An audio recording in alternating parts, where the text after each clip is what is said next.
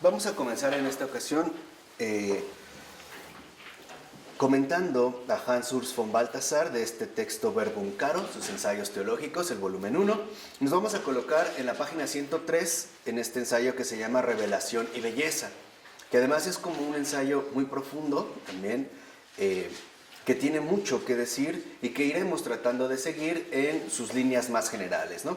Lo primero es que al hablar de revelación y belleza, menciona Balthasar que esta conjunción, vuelve a aproximar dos esferas, o sea, por un lado la revelación, por otro lado la belleza, que con todo empeño, en una generación no muy alejada de la nuestra, ¿no?, se intentó separar.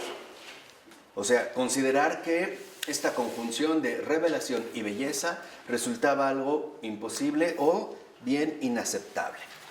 ¿Y por qué? Porque esta generación de la que habla Balthasar es una generación alérgica a las conjunciones. Más bien somos hoy propensos a las disyunciones, ¿no? O sea, la y que involucra esta conjunción hoy nos resulta incluso muchas veces inaceptable, ¿no? Como que ya no forma parte de nuestra expectativa. Como que tendemos más bien a pensar en regiones, por así decirlo, completamente separadas, ¿no? Lo vemos hoy, por ejemplo, en el caso de la extrema especialización en la que vivimos.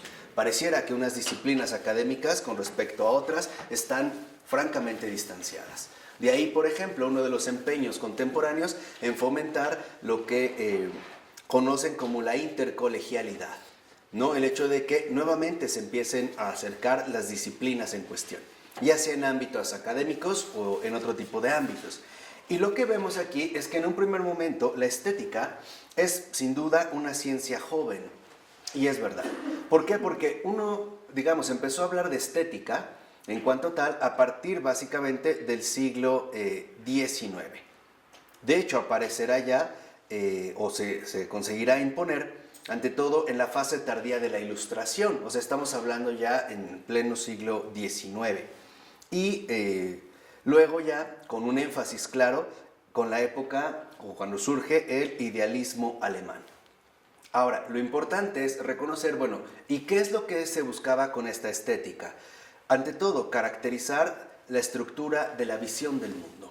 Entonces, la estética, por ejemplo, hoy en una de las definiciones típicas que se dan, se considera como el estudio filosófico de lo bello, o con todas aquellas categorías que en efecto están vinculadas con lo bello, ¿no? La sensibilidad, el arte, la manifestación de la cultura artística, etc.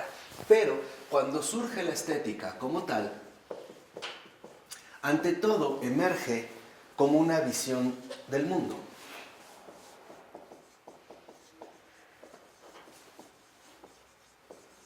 Aparece justamente como una visión del mundo. Ahora, ¿qué ocurre ante esta visión del mundo? Que, como vimos, surge ya en la época tardía de la Ilustración y ante todo con el idealismo alemán, ¿no? Lo que surge es que, por ejemplo, a partir ya de Schelling, Hegel, Schleiermacher o Schopenhauer, ya se habla de una edad estética. ¿Y qué consiste en este sentido la estética, esta visión del mundo? Ahora se va a empezar a sostener que la belleza, ¿no?, es independiente de sus dos hermanas metafísicas, la bondad y la verdad. Acuérdense que por lo menos hasta antes de este intento de separación, siempre se habían considerado los trascendentales, ¿no?, los tres trascendentales, como realidades unificadas. Bondad, verdad y belleza coincidían. Aquí no. En esta visión del mundo, en esta visión estética del mundo, la belleza, por así decirlo, ¿no?, está separada de la bondad y la verdad.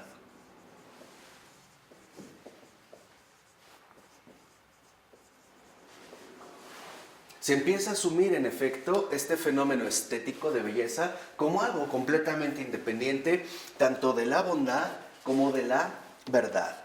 Y esto lleva a que se abandone, ¿no?, este trasfondo que podríamos llamar nosotros de los trascendentales y promover la estetificación inicial de lo bello. O sea, la separación de la belleza de sus otras dos hermanas, la bondad y la verdad, como si se tratase, ¿no?, de una realidad completamente independiente. Entonces, lo que vemos es que dentro de esta manera, tal parece que nos cuesta trabajo alcanzar una comprensión unitaria, ¿no? Hoy más bien para nosotros esta comprensión unitaria nos es de muy difícil acceso. Tenemos ciertamente un pensamiento fragmentario, ¿no? Tendemos a fragmentar la realidad en algo así como en departamentos independientes uno de otro. Más o menos, por mencionar una imagen, más o menos como ocurre, por ejemplo, con la administración fundamental de las empresas contemporáneas, ¿no? Aquí recursos humanos, contabilidad, plano de tal, como departamentos distintos, ¿no? Cada uno independiente de otro. Entonces, este movimiento de estetización llevaba a concebir la belleza como algo separado de la bondad y de la verdad y por lo tanto promover a partir de aquí una determinada visión del mundo. Ahora, lo que vemos es que en efecto, para el hombre, por ejemplo, que vive en el siglo XX, la dimensión que antes representaba como metafísica, la unión viva entre las ciencias inmanentes y la trascendencia de la revelación cristiana, se ha vuelto en su conjunto irreal e ineficaz.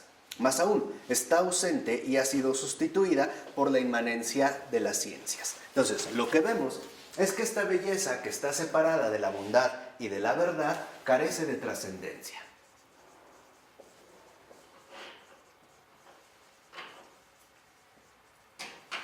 Y solamente nos vamos a quedar en lo bello a partir de las condiciones inmanentes, mundanas, que impone, por ejemplo, el auge tan fundamental que desde el siglo XIX ha adquirido la ciencia.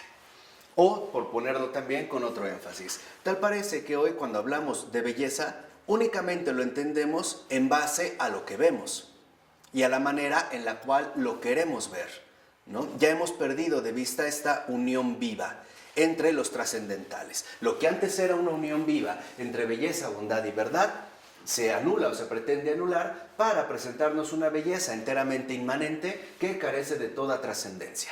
Y por lo tanto también que parecería, al menos en principio, carecer de toda referencia a la revelación cristiana.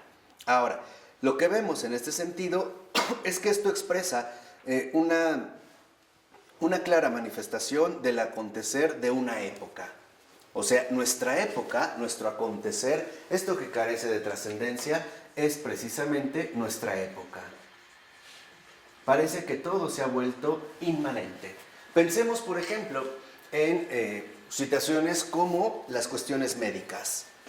Hoy suponemos que para curar una enfermedad solo podemos acudir a los medicamentos. No está, por ejemplo, incluida dentro de la receta la oración o incluso la petición de un milagro. Todo dependerá de la administración de estos medicamentos, o sea, de nuestros propios recursos inmanentes. Sin ningún tipo de recurso fundamental que resulte ser de índole religioso. En este sentido, trascendente, ¿no? O piensen, por ejemplo, también cómo en las escuelas llamadas públicas, sobre todo a principios del siglo XX, se empezaba a prohibir el uso de cualquier símbolo religioso visible en las aulas, ¿no? Nada de cruces, nada de esto. Todo se va a limitar a los recursos materiales con los que nosotros contamos. Entonces, esta nuestra época que carece de trascendencia es una época, en efecto, en la cual tal parece para nosotros todo conduce a la fragmentación, ¿no? Nuestra época fragmentaria. Vivimos en algo así como en un mundo roto, en la cual tratamos a veces de reunir ciertos pedazos, pero sin lograr que las cosas se unifiquen de manera adecuada. Entonces, lo que hoy vemos en este sentido es que, por ejemplo, menciona Baltasar en la 105, en el segundo párrafo, que Martin Deutinger fue en el campo católico el último que entre 1840 y 1860 vivió y presentó las dos esferas como inseparables, o sea, la esfera inmanente y la esfera trascendente, o, dicho de otra manera, la esfera humana y la esfera divina, la esfera religiosa. Y por esta razón se le clasifica sin más como perteneciente a una ideología pasada, ya no recuperable, propia del romanticismo. Y en el caso del protestantismo, la figura que sobresale en este sentido es Søren Kierkegaard. Kierkegaard fue un filósofo danés, un intelectual danés, enteramente protestante, luterano, incluso fue predicador, que escribe una obra que se llama O lo uno o lo otro. Entonces, ya lo que vemos es que en esta simple disyuntiva ya no hay al parecer una posibilidad para alcanzar una unión fundamental. Tendremos que elegir o lo uno o lo otro. ¿Y qué es básicamente lo que para Kierkegaard hay que dirigir entre lo estético o lo ético religioso? Dicho de otra manera, como si lo estético fuera ya incompatible con el ámbito ético y mucho más con el ámbito, en este sentido, religioso. Y esto mismo se hace, por ejemplo, con los grandes sucesores protestantes de los idealistas, los cuales se esforzaron de manera más consecuente y sutil que los grandes maestros por poner en claro la coincidencia entre belleza y revelación. Por ejemplo, Christian Hermann Weisse, Immanuel Hermann Fichte, Hermann Ulrichi, Konrad Hermann y el enciclopédico Moritz Carrier. O sea, estos los menciono y también Balthasar los menciona para darnos cuenta cómo si ha habido intentos, aunque quizá no tan radicales, para volver a recuperar esta unión viva.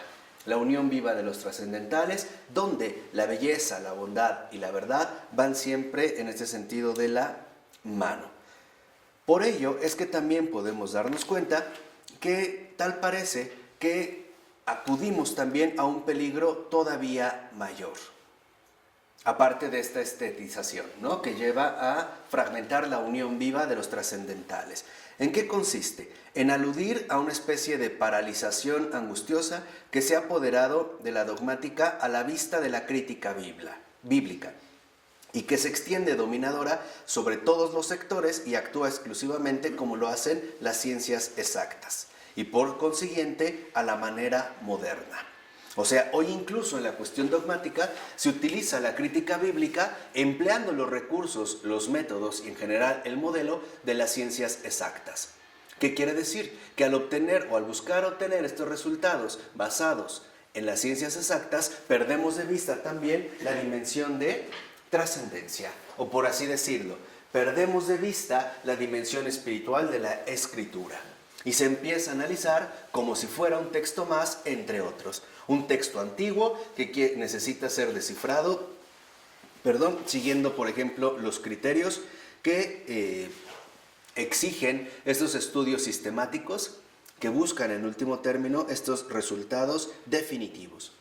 Pero nos recuerda Balthasar algo fundamental, que una ciencia es exacta cuando su método se acomoda exactamente a su objeto.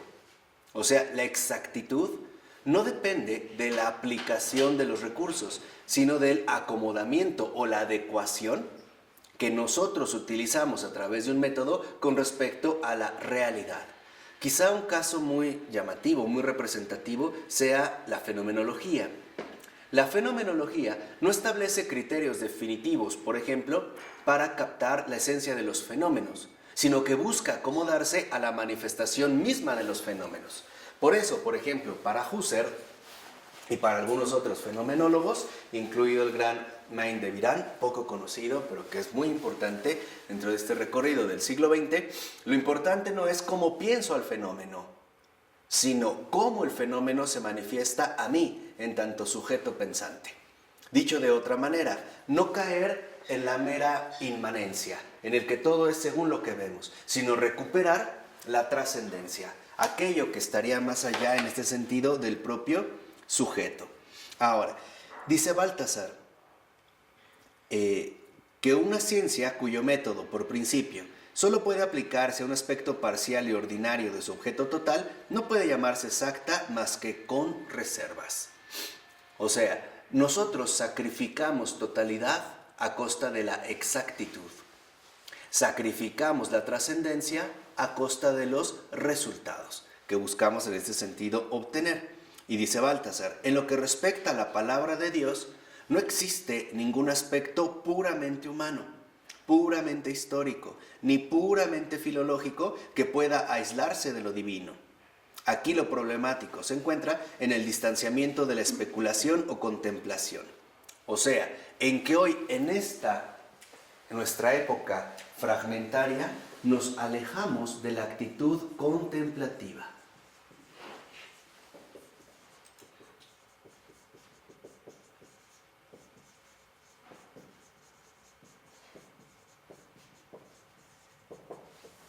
¿Qué es la actitud contemplativa? La actitud contemplativa, si nosotros quisiéramos resumirlo muy brevemente, podríamos decir que no es otra cosa más que la experiencia simbólica. Porque la experiencia simbólica, que en efecto nos recordó de manera extraordinaria Pavel Florensky, no es otra más que la reunión de los dos mundos. El mundo de lo visible y el mundo de lo invisible.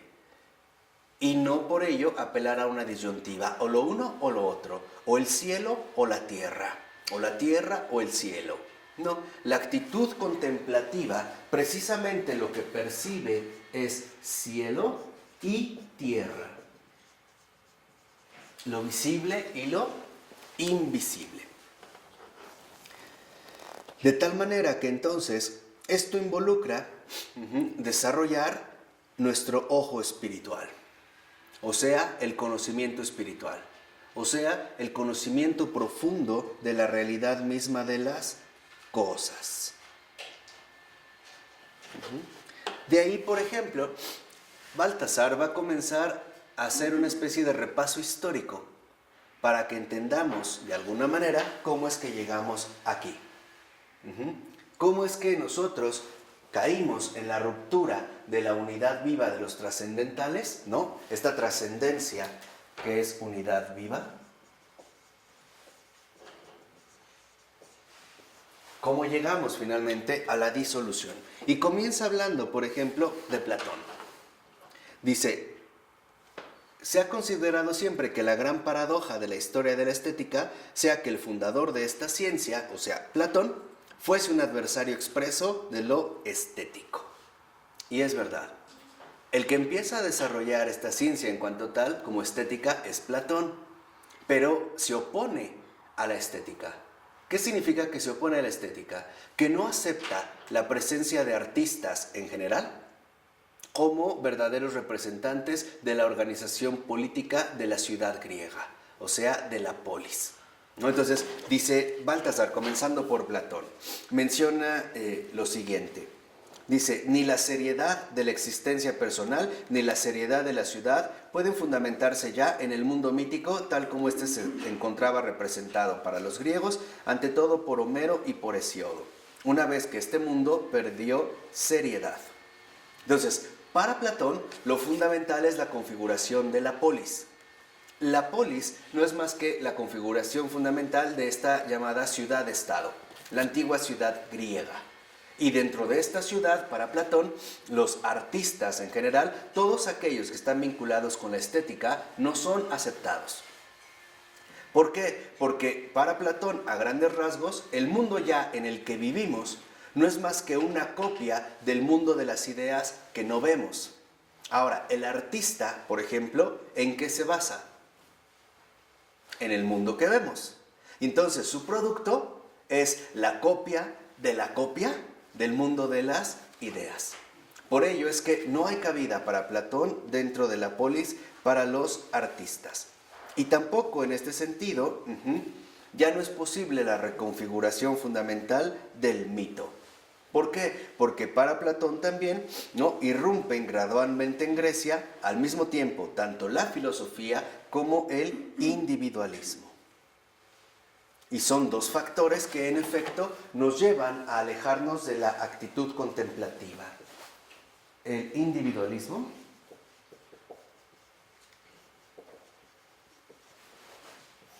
y la reflexión. Si por reflexión, tal y como lo anuncia la palabra, entendemos un volverse a sí mismo. Volverse hacia sí mismo. Esta sería la reflexión, ¿no? Como reflexionarse hacia sí mismo.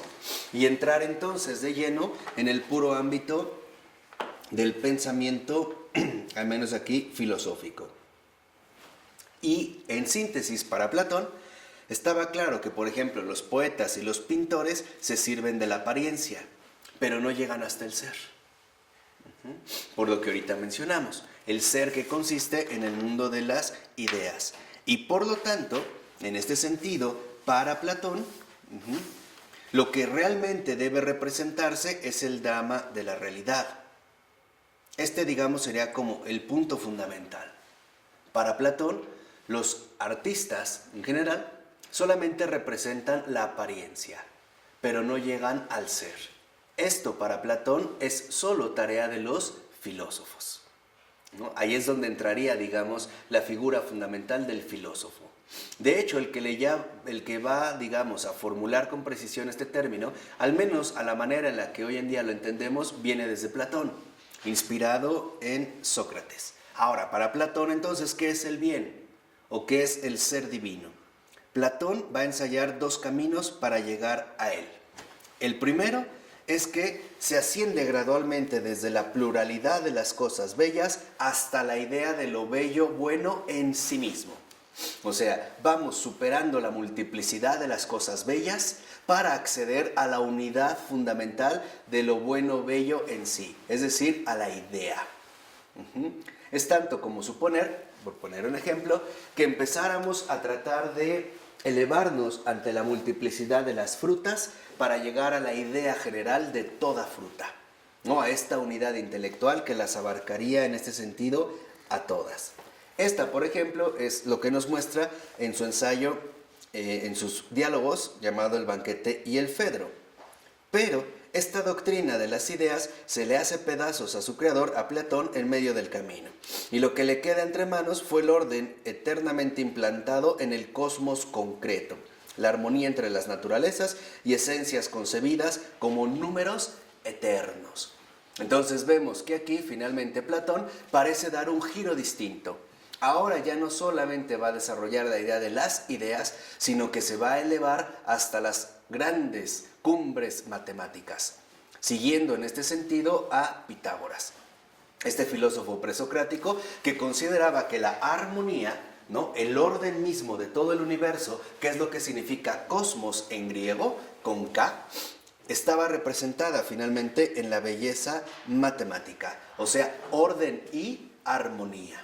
Orden y armonía que para Platón, en efecto, dependía de la contemplación de los números, no de la elevación matemática. Por eso, al fundar su academia, ¿y alguien sabe qué significa academia? El jardín de la academia, No. ¿Para intelectuales? No. Academia significa lugar lejos del pueblo. Porque para Platón los filósofos son pocos, no es para todos. Acas es lejos, demos es pueblo. Funda su academia lejos del vulgo, de la muchedumbre. Es, digamos, como una escuela para iniciados, ¿no? Para estos selectos que en efecto van a poder elevarse a esta contemplación de los números, de la armonía y el orden, o sea, de el cosmos. Y por ello va a considerar Platón que en efecto los seres infrahumanos, o sea, cualquiera de nosotros, no poseen sensibilidad alguna para ver que su vida está configurada por los números divinos.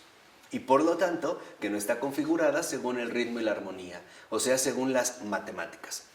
Tal como, por ejemplo, lo consideraba, vuelvo a insistir, Pitágoras, que de hecho Pitágoras también fue el fundador de una secta que adquiría un cariz o un matiz claramente religioso, incluso al proponer ciertas dietas, ciertos modos de meditación, etcétera, etcétera, etcétera. hasta hoy siguen los círculos pitagóricos, es lo mismo. Exacto.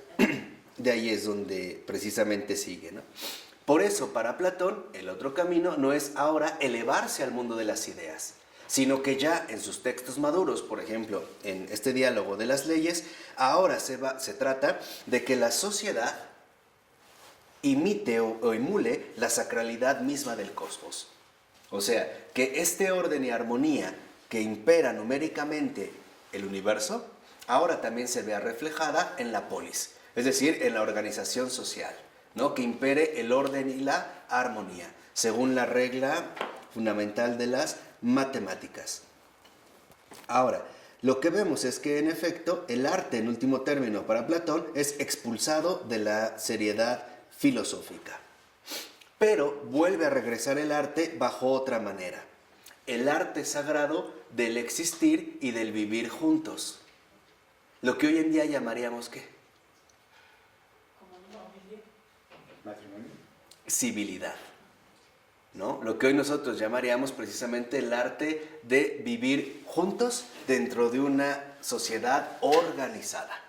Entonces, si lo vemos, para Platón, el arte vuelve a ser acto de aparición, pero ya no directamente vinculado con los artistas, sino ahora más bien con un código ético de comportamiento, regido precisamente en esta idealidad numérica. Y por lo tanto, lo que busca Platón es que el orden divino se manifieste precisamente en esta organización social, o sea, esta organización matemática del mundo. Lo que se llama finalmente en este sentido es que el arte ahora aparecerá como la sacralidad del ser, ¿no? Esta, digamos, sacralidad del comportamiento social. Y por lo tanto, va a decir Platón, esta sacralidad del ser no es producida ni por artistas, ni tampoco por la genialidad de algunos excitados por un daimon, sino que debe ser dada como regalo desde arriba y transmitida de manera viva en el pueblo. Entonces, si lo ven, de joven Platón consideraba que la belleza era pasar de la multiplicidad hasta la unidad. Y para el Platón maduro ocurre justo lo contrario. Se trata de descender de esta realidad numérica de armonía y orden y llevarla finalmente a la instauración de la propia polis, ¿no? La organización social en su conjunto. Entonces, lo que vemos en este sentido es que, al parecer, se fue como guardando poco a poco esta noción de lo estético como algo separado, en último término, de lo religioso, ¿no? Algo que no tenía que ver precisamente con lo religioso. Pero tal parece que en efecto no se pudo explicar, o más bien expulsar por completo, lo estético sin apelar a lo religioso. ¿Por qué? Porque en realidad, por ejemplo, vemos en un primer momento que Plotino, en este sentido, consideraba que no hay un shock, ¿no? Que hoy no vino, pero consideraba que en este crecimiento intelectual no hay un shock particular que genere la presencia de la belleza, lo que antes se consideraba lo luminoso, terrible, ¿no? Esto terrible que es como lo incontenible, algo que rompería nuestras estructuras más habituales, ¿no? Ante algo luminoso, ¿no? Luminoso, sagrado, terrorífico, que impone precisamente una experiencia de shock, ¿vamos? Para Plotino no, pero ¿qué hay, por ejemplo, de San Agustín? Para San Agustín, en efecto, ¿no? Su conversión se presenta como un apartamiento desgarrador y doloroso de la belleza sensible, ¿no? O sea, si hay como una ruptura, digamos, como una separación con respecto a esta belleza sensible.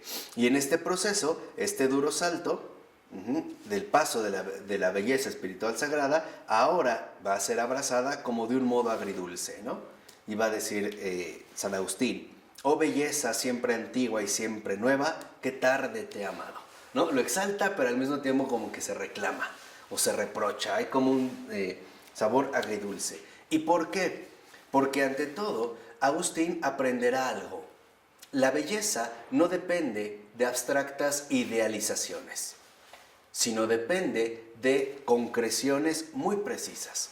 Y por ejemplo, San Agustín, en este sentido, se da cuenta de que se tiene que separar de las idealizaciones filosóficas, ¿no? Que la belleza no depende de esta estetización o de esta tendencia platonizante, sino que en esta fase, Agustín, ya como obispo, se convierte ahora sí de frente a la cruz desnuda, afrontando el riesgo anímico de las pequeñeces, desprovistas de toda belleza, de la cura de almas.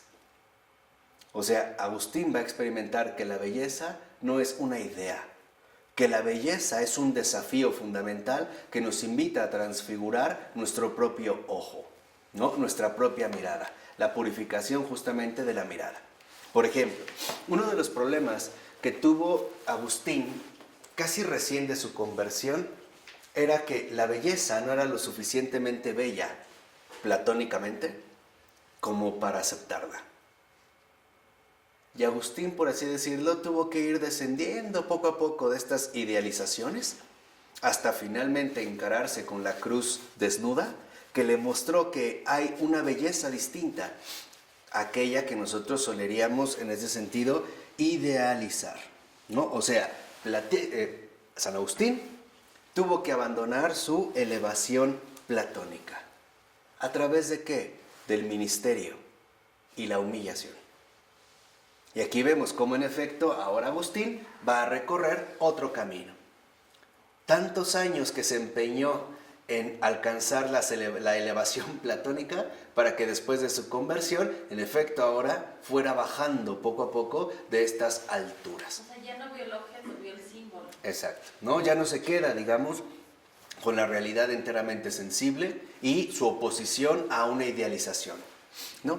Ahora, simple y sencillamente, Agustín está llamado a crecer profundamente a través del ministerio, como dice Baltasar, con el riesgo anímico de las pequeñeces.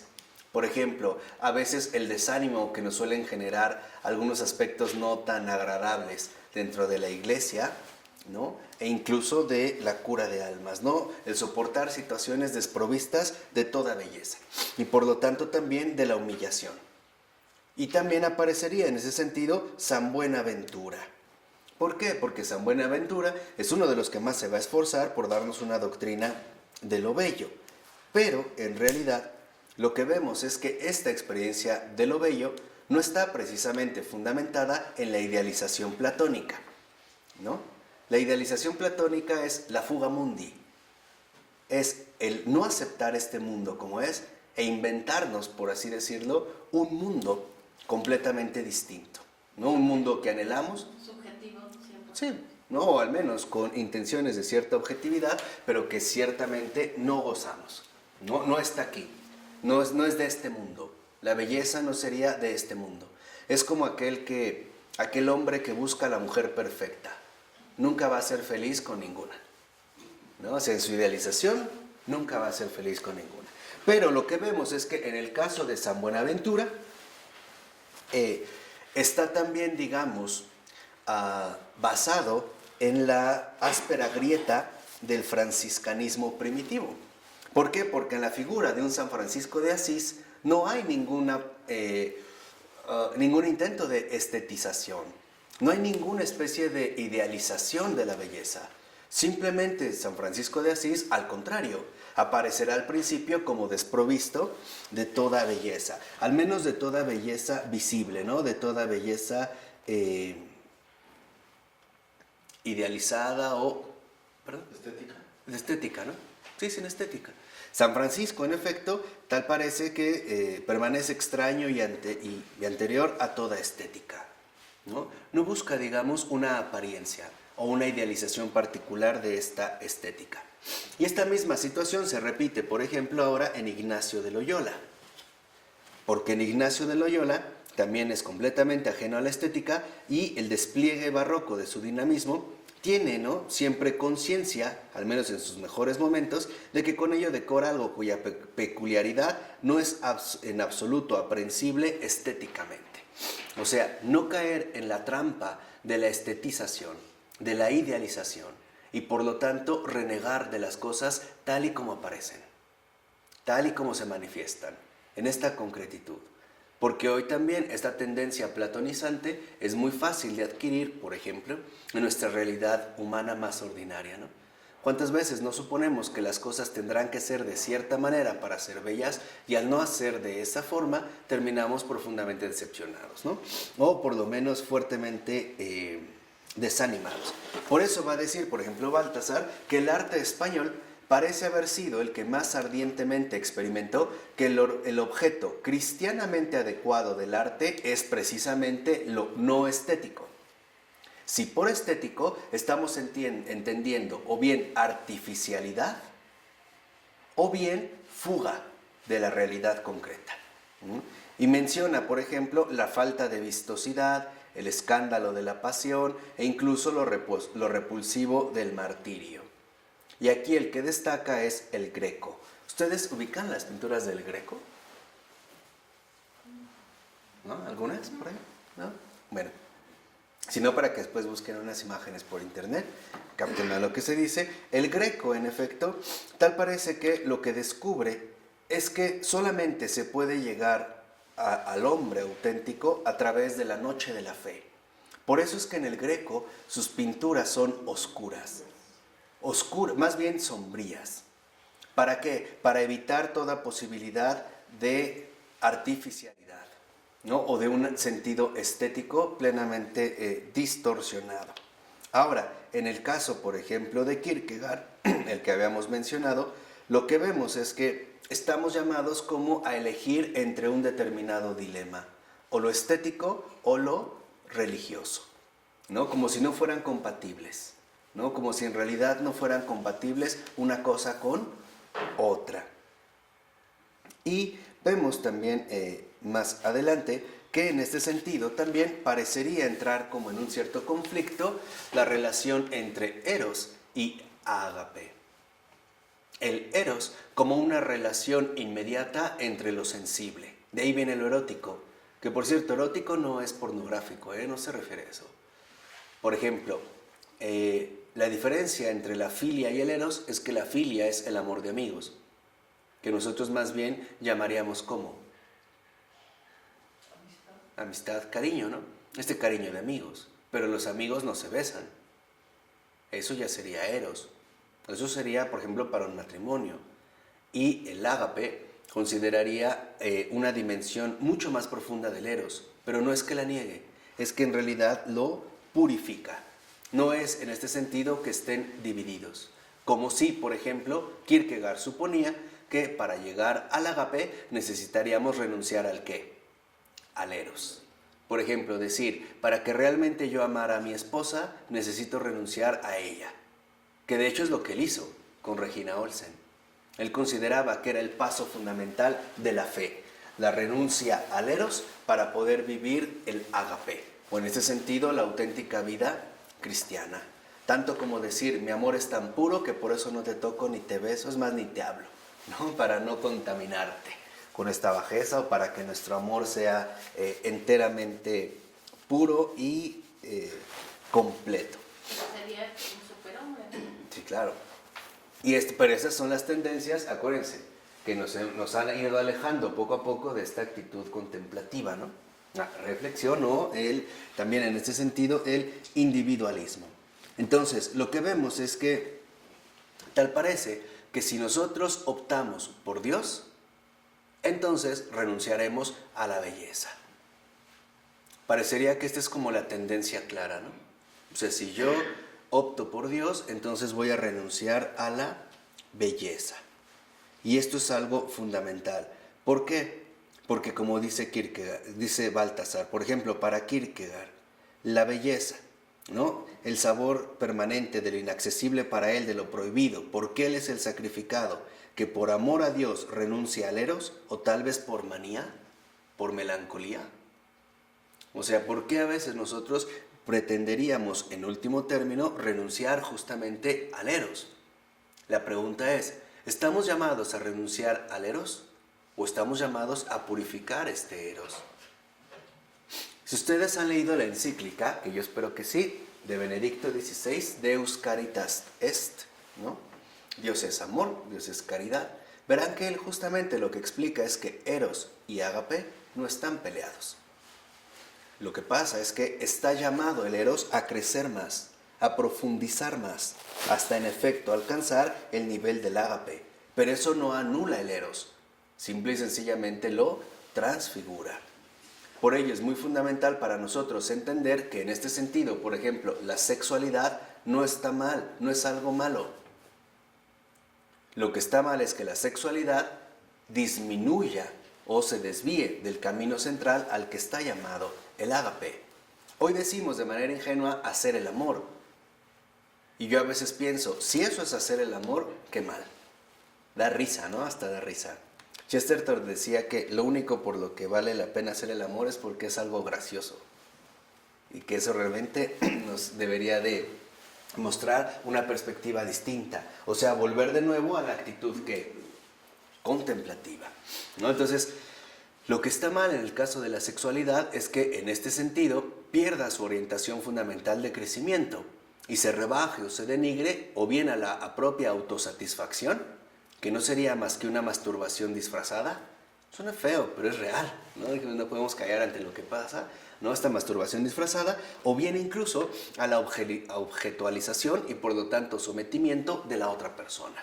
Instrumentalizarla para mis propios beneficios, ¿no? Utilizarla literalmente como un medio para satisfacerme a mí mismo, sea de la manera que sea, ya sea utilizando pastillas, por ejemplo, que prolonguen la erección para que yo me sienta más complacido y lleno en este sentido de más placer, ¿no? Como dicen en el comercial, porque no es para el que no puede, es para el que quiere más, ¿no?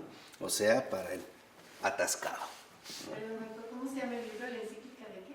Deus Caritas Est, de Benedicto XVI, de Joseph Ratzinger. Ajá. Dios es amor. Así lo tradujeron. Es la primera encíclica que él sacó. Y aparece una última imagen que Baltasar va a mencionar: San Juan de la Cruz y Santa Teresa. ¿Por qué? Porque en San Juan de la Cruz, que era un entallador de profesión, elige el camino de nada y todo. Y recorre este camino atravesando todas las noches y desnudeces. Y por ello, va a decir en ese sentido Baltasar, se convierte precisamente en el poeta más grande que España posee, ¿no? Y solo y exclusivamente la experiencia hecha por él le dio las palabras que ninguna imitación, por muy genial que sea, podrá encontrar jamás. Y menciona Baltasar el Cristo crucificado dibujado a pluma por San Juan de la Cruz. Muestra, igual que sus poesías, que en esta mística queda eliminada de modo positivo toda visión estética y toda capacidad artística. Y lo mismo podría afirmarse en este sentido de Santa Teresa, ¿no? De estos adornos realmente innecesarios que muchas veces parecieran ocultar una realidad mucho más profunda. Piensen a veces lo que ocurre en el caso del maquillaje, ¿no? Del maquillaje femenino. A veces el maquillaje femenino no se utiliza literalmente como un adorno, sino como algo que oculte algo que está detrás, ¿no? Hay personas que definitivamente no les gusta que las vean sin maquillar, ¿no? Sienten que no son ellas o que van a ser despreciadas. Entonces utilizan una máscara, ¿no? Nada más que esta máscara es una máscara cosmética, ¿no? Se utiliza de otra manera. Oye, parecería que a la hora de observar, o sea, no nada más te vayas a lo que te parece bello, sino a la profundidad de lo que tú estás viendo. Uh-huh. Sí, o sea, el hecho de profundizar justamente en esta dimensión que solo nos aporta la actitud contemplativa. Porque tampoco podemos caer en falsos espiritualismos. Por ejemplo, el suponer que entonces, pues yo solamente me fijo en la belleza interior.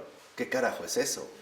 ¿Cómo lo ves? ¿Cuándo has visto que una persona está en la calle, pasa a otra y dijera, pero qué bruto, qué hermosos sentimientos, cásate conmigo? Y la persona, sería una locura. Eso no sucede.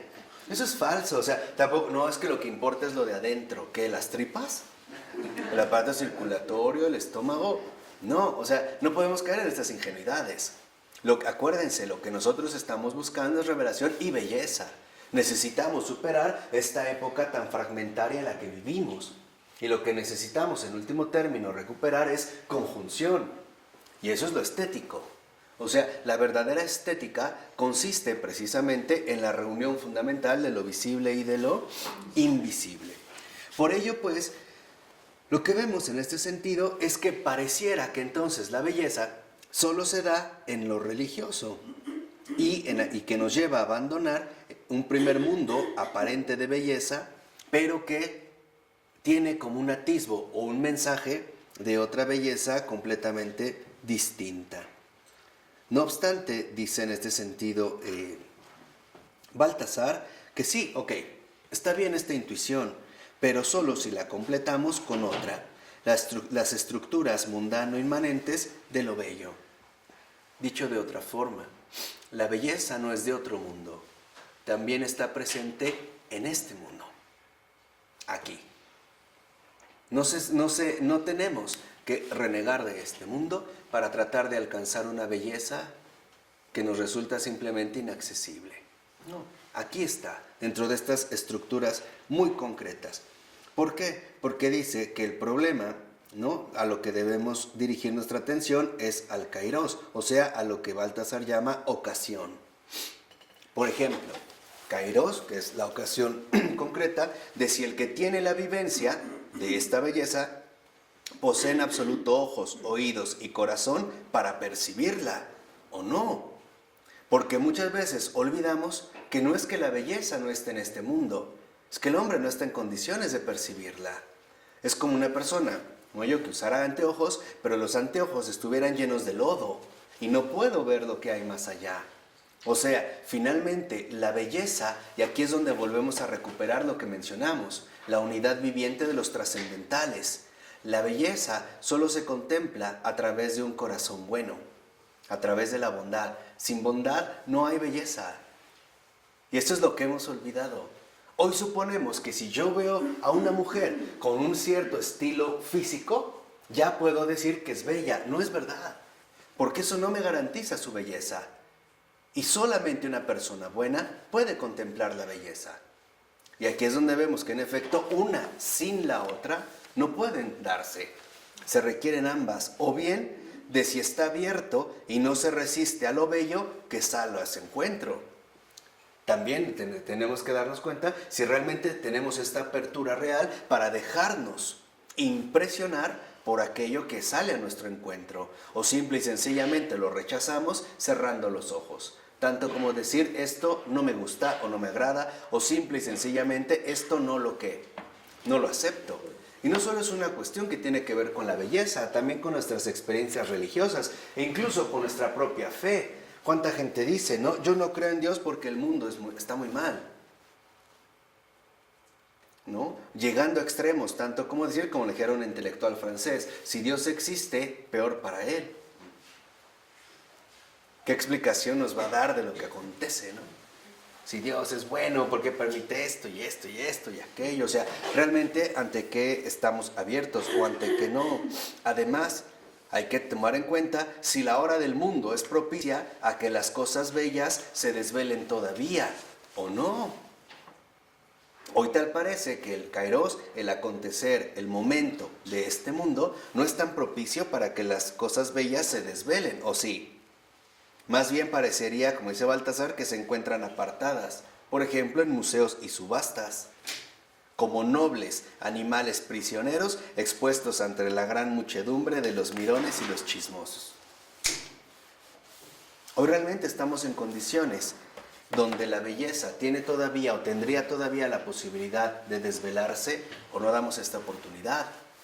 Para muchos, simple y sencillamente, el auge fundamental, por ejemplo, de la organización citadina, o sea, de lo que podríamos decir, el paso de los ambientes naturales a las ciudades plenamente de cemento, traía un impacto fuerte en esta realidad, que hoy en día nosotros también seguimos resintiendo. Por ejemplo, no alguna de las últimas propuestas de la arquitectura contemporánea es devolver áreas verdes al interior mismo del edificio. La utilización de ciertas plantas y no estar únicamente, vamos a decirlo así, rodeados de muros de cemento, sino de alguna manera recuperar el contacto fundamental con la propia naturaleza, con las flores o los jardines. Incluso, por ejemplo, en cuantos edificios al entrar, por lo menos encuentras una especie de cascada artificial o una fuente. El hecho de escuchar el agua, ¿no? O el hecho de tener, digamos, estos recursos a los jardines, o como le llaman el roof garden, por ejemplo, ¿no?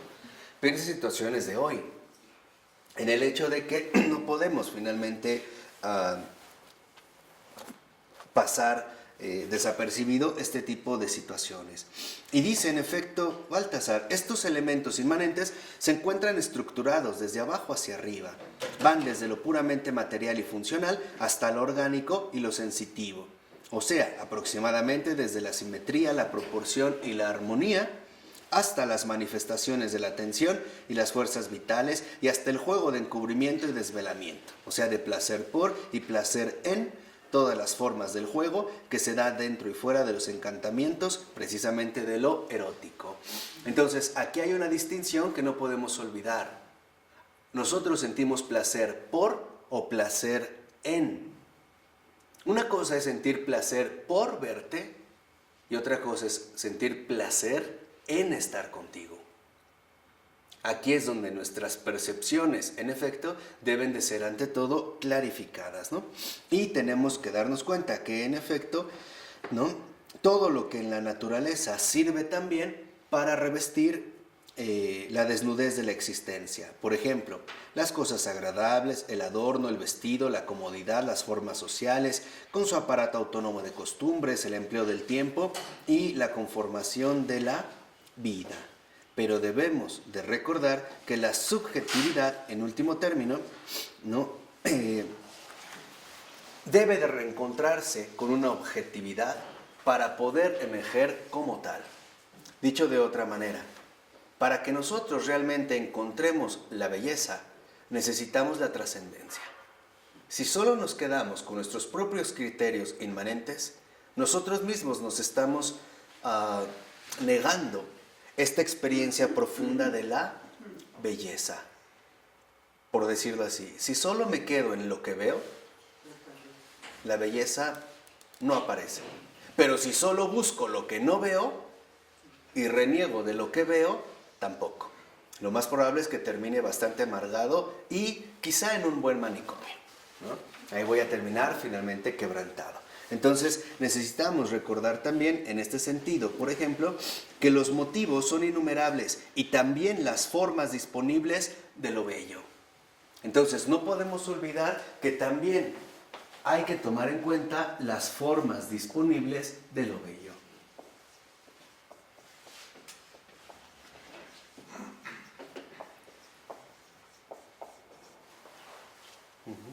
Sin renunciar a ninguna de las dos dimensiones, ni a la invisible ni a lo visible, ¿no? Y en estas formas disponibles de lo bello, en efecto, lo que vemos es que tal parece, en todas estas cosas son en las que se ocupan, ante todo, la historia del arte, de la cultura, la arqueología y la sociología. No obstante, no podemos perder de vista el gran misterio de origen, del cual en efecto han brotado. Y esto incluso tiene un fundamento bíblico muy importante.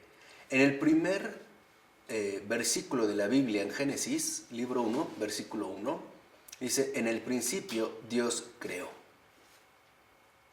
Y después nos dice que creó. No nos dice cómo, pero sí nos dijo qué: el cielo y la tierra. No es que creó primero el cielo y después sí otra cosa llamada tierra. Creó el cielo y la tierra. O sea, lo invisible, lo espiritual y lo visible, ¿no?, terrenal. Esta conjunción nos lleva entonces a reconocer que dentro de estas formas disponibles de lo bello late, en último término, el misterio fundamental. Pero que no puedo acceder al misterio de la belleza si quiero quitar de por medio estas formas que tengo disponibles.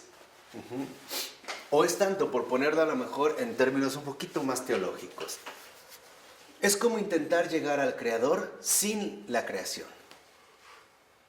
Para nosotros esto resultaría prácticamente imposible. En la creación nosotros encontramos un medio fundamental para llegar precisamente al Creador.